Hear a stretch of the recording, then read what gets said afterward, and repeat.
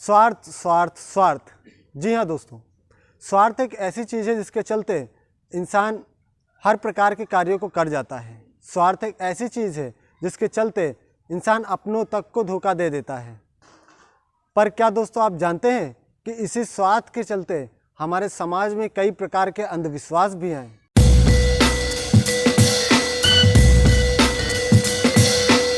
Hello दोस्तों, नमस्कार। स्वागत है आप सभी का आपके अपने YouTube चैनल मोरल विश्व में। दोस्तों, हमारे समाज में अंधविश्वास एक उच्च लेवल पर है। चाहे किसी भी कंट्री में हो, चाहे किसी भी देश में हो, किसी भी धर्म में हो, हर जगह आपको अंधविश्वास भर भर के देखने को मिलेगा। तो दोस्तों, इससे पहले मैंने एक और वीडियो बनाई थी जिसमें हमने बताया था कि अंधविश्वास कितने प्रकार के होते हैं, कितने टाइप्स के होते हैं और आखिर किन किन तरीक़ों से अंधविश्वास हमारे समाज में आए। दोस्तों, अगर आप वो वीडियो देखना चाहते हैं तो आप ऊपर आई बटन पर क्लिक कर सकते हैं या नीचे डिस्क्रिप्शन बॉक्स में भी उसकी लिंक मिल जाएगी। दोस्तों, इस वीडियो में हमने डिस्कस किया था कि स्वार्थ के चलते भी अंधविश्वास फैले। तो आज का टॉपिक है कि आखिर स्वार्थ के चलते अंधविश्वास कैसे फैले, इसको हम आज बहुत ही अच्छे से जानने वाले हैं। दोस्तों, इंसान का स्वभाव ही कुछ ऐसा होता है कि इंसान जो करता है उसको सही साबित करने की कोशिश करता रहता है, उसे हर तरह से सही प्रूफ करने की कोशिश करता रहता है और काफ़ी बार वो इन्हीं कामों को करने के लिए काफ़ी प्रकार के अंधविश्वास भी फैलाता है। तो दोस्तों, ऐसे ही काफ़ी सारे अंधविश्वास हमारे समाज में फैलाए गए। जैसे कि एक इसका उदाहरण है कि रात्रि के समय जंगल में मत जाना या फिर शमशान में मत जाना। अब दोस्तों, आपको पता होगा कि रात्रि के समय इंसान को दिखाई नहीं देता और यही कारण है कि इंसान को रात में डर लगता है और फियर महसूस होता है। अब दोस्तों, होता क्या है, क्योंकि रात्रि के समय सब सोते हैं और सन्नाटा होता है, इसीलिए कुछ ऐसे प्रकार के लोग, जैसे कि मान लीजिए कोई डकैत पहले के समय में हुआ करते थे, या चोर हुए या कुछ व्यभिचारी किस्म के लोग, ऐसे लोग रात्रि में जंगल में जाया करते थे अपनी इच्छाओं की पूर्ति के लिए। तो ऐसे में अगर कोई साधारण इंसान वहाँ पहुँच जाता था तो उनके कामों में विघ्न पड़ती थी। अब मान लीजिए कोई लुटेरा कुछ चुरा कर लाया हुआ और ऐसे में कोई इंसान जाता है तो ऐसे में लोग उनके बारे में जान जाते हैं और वो पकड़े जाते हैं। तो इसके चलते उन्होंने भूत प्रेतों के नाम पर लोगों को डरा दिया करते थे। कुछ अलग अलग प्रकार की वेशभूषाएँ पहनकर जो भी जंगल में आता था उसको डरा देते थे और काफ़ी बार उन्हें मार भी देते थे, ताकि उनकी बातें लोगों तक ना पहुँचे, ताकि उनका ये राज ही बना रहे। इसीलिए उन्होंने कई प्रकार के अंधविश्वासों को फैला दिया, जैसे कि रात्रि के समय जंगल में मत जाना क्योंकि भूत प्रेत लगते हैं। अब दोस्तों, कोई साधारण इंसान जंगल में जाता है तो अचानक से वो देखता है कोई सफ़ेद कपड़े में घूम रहा है डरावना सा, तो वो भूत ही समझेगा और डर ही जाएगा। पर दोस्तों, ये जो चोर और कुछ व्यभिचारी किस्म के लोग होते थे, ये लोग जानबूझकर ऐसी वेशभूषा रच लेते थे। जब उन्हें लगता था कि कोई आ रहा है तो वो ऐसी वेशभूषाएँ रच लेते थे, या तो फिर किसी जगह को बदनाम करने के लिए कि वहाँ कोई आए ना और सुनसान रहे। कुछ समय तक वहाँ इस तरीके से नाटक बनाकर घूमते रहते थे ताकि लोग वहाँ पर जाए नहीं। तो इसके चलते रात्रि के समय जंगल या शमशान में मत जाना, ये एक अफवाह फैली और कुछ इन गिने चुने चंद लोगों के स्वार्थ के चलते ये अंधविश्वास फैले। अब दोस्तों, इसका दूसरा उदाहरण ये है कि गुरुओं की पूजा। जी हाँ दोस्तों, जैसा कि आप सभी लोग जानते हैं कि सभी देशों में अलग अलग प्रकार के धर्म गुरु हैं, अलग अलग प्रकार के गुरु हैं जो कि लोगों को स्पिरिचुअल नॉलेज देते हैं। स्पिरिचुअल नॉलेज हो गई, या आजकल तो अलग अलग वैरायटी के बाबा लोग मिल जाते हैं जो लोगों की बीमारियां चुटकी में ठीक करते हैं। तो जो गुरु होते थे, गुरु का बेसिकली काम होता था टीचिंग देना, उन्हें मॉरल एथिक्स सिखाना, उन्हें नॉलेज देना, साइंस विज्ञान और मतलब एजुकेशन देना। बेसिकली उनका पर्पज़ ये होता था। अब दोस्तों, गुरु का काम होता क्या था कि वो अपने शिष्य को, यानी अपने जो स्टूडेंट हैं उसको सिखाएं, नॉलेज दें और नॉलेज देने के बाद वो उन्हें अच्छे कार्य को करने के लिए वापस समाज में भेज दें। लेकिन आगे चलते चलते कुछ हुआ यूँ कि कुछ स्वार्थी गुरु, जिन्हें लगा कि कोई मेरी सेवा करने के लिए तो होना ही चाहिए, फिर मैं सबको पढ़ा सिखा के भेज दूंगा तो मेरी सेवा कौन करेगा, मेरा गुणगान कौन करेगा। तो इसके चलते काफ़ी सारे धर्मगुरु ऐसे बने जो लोगों को केवल नॉलेज देके उन्हें अच्छे कामों के लिए छोड़ दें कि अच्छे कार्य करें आप समाज में। ऐसा करने की बजाय उन्हें अपने पीछे ही बांध कर रखते हैं, खुद की पूजा करवाते रहते हैं, खुद के नाम के कीर्तन करवाते रहते हैं और खुद को सब कुछ बताकर वो खुद की ही पूजा करवाते रहते हैं। और यहाँ तक आजकल के कुछ धर्मगुरु तो ऐसे भी हैं जो खुद को भगवान तक बताते हैं। और दोस्तों, ये लोग बेसिकली ये सब इसलिए करते हैं ताकि लोग इनकी पूजा करते रहें, लोग इनका नाम लेते रहें लोग इनका गुणगान करते रहें और साथ ही साथ इन्हें धन, शोहरत और ऐशो आराम भी मिलती रहे। अब दोस्तों इसका एक और उदाहरण है जाति प्रथा।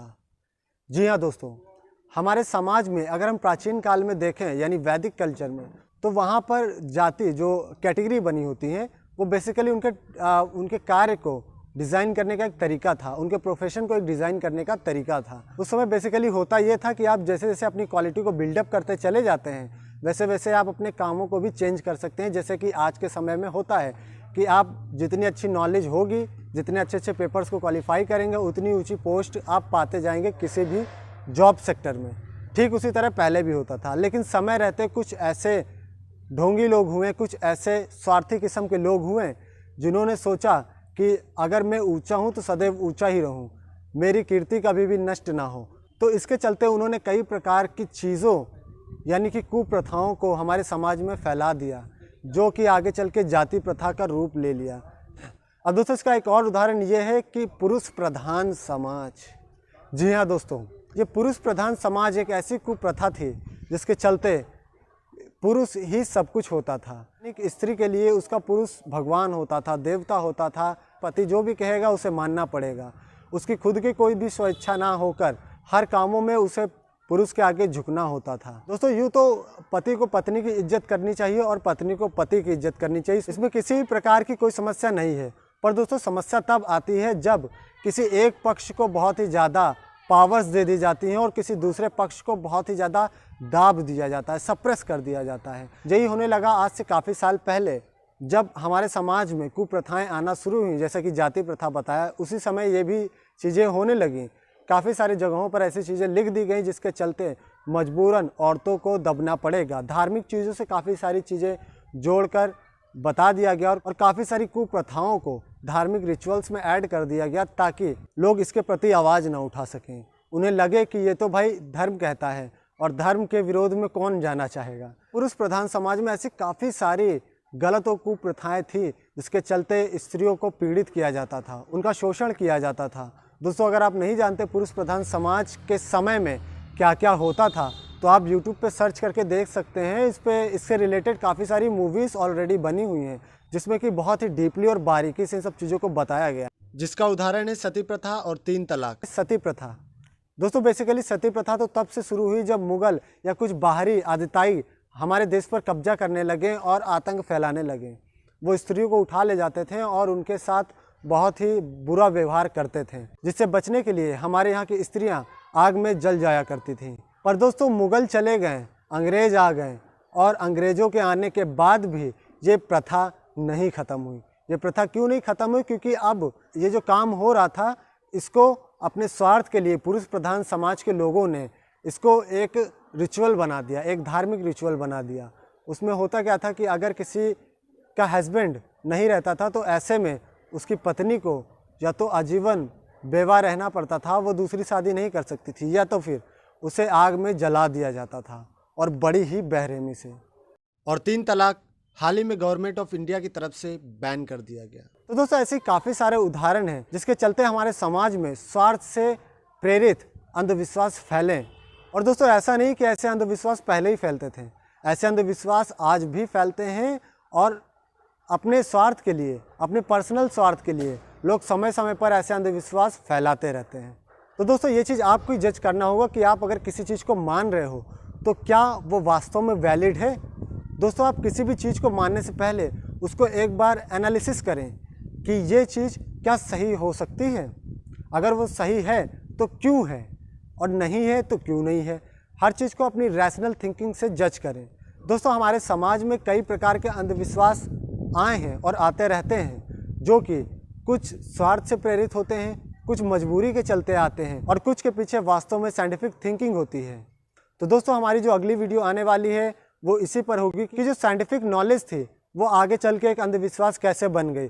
हमारे प्राचीन काल में जो साइंस थी उसको लोग नहीं समझ पाए और आगे चल के उसने कैसे अंधविश्वास का रूप ले लिया, इसके बारे में हम उसमें बात करेंगे। तो दोस्तों अगर आपको हमारी वीडियो यूज़फुल लगी हो तो हमारी वीडियो को शेयर करें, हमारे चैनल को सब्सक्राइब कर लें ताकि हमारी वीडियोस की नोटिफिकेशन आप तक आसानी से पहुंच सके। और दोस्तों अगर आपको हमारी वीडियो पसंद आई हो तो वीडियो को लाइक भी अवश्य कर दें।